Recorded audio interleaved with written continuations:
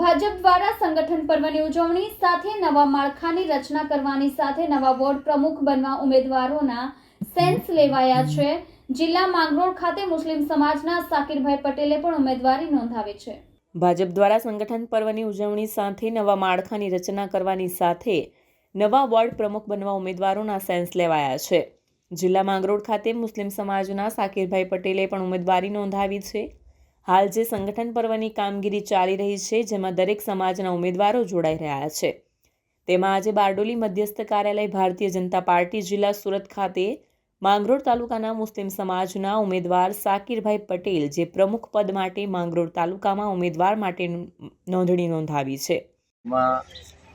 સંગઠન પર્વની કામગીરી ચાલી રહી છે। દરેક સમાજની અંદર જે ઉમેદવારો નોંધણી કરી રહેલા છે, એમાં સુરત જિલ્લાના માંગરોળ તાલુકાના